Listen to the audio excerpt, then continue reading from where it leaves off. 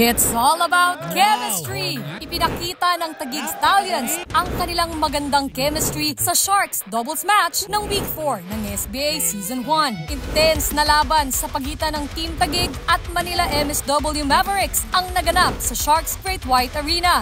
Nakuha ng Team Stallions ang 13-9 victory kontra sa Team Mavericks sa isang mainit na laban. Team Taguig got off to a great start but Team Manila was able to keep the match close, which increased the intensity that the players and the fans had last night. Pero sa Rack 13, with the score tied at 6 apiece, Team Stallions called a timeout and was protesting a non-foul call, claiming that a player from Team Mavericks was still sharking, even though Team Taguig's player was already in a shooting stance. Di man pumabor sa kanila ang tawag, dito na lalong uminit ang laro ng Team Taguig sa pangunguna ng tandem ni Rodrigo Geronimo at Demosthenes Pulpul na nagtala ng 8 panalo. Medyo nag-init yung team ko nga, parang ginanahan doon sa hindi kami napaboran sa hatol ng referee. Dinana lang nila sa laro. Dahil sa naging non-call sa Rack 13, nagkaroon pa ng hamunan sa isang one-on-one game ang mga coach ng bawat kupunan.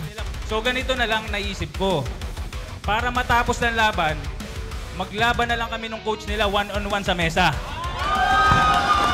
Retired na ako pero tanong mo na lang sa kanya kung nanalo na siya. Nung tinalo niya ako noon, bata pa ako Ngayon, matanda na siya, baka manalo na ako. Hindi man natin makikita sa ngayon ang dalawang coach na maglaro, mapapanood naman natin ang kanilang mga kupunan sa one-on-one action ngayong gabi.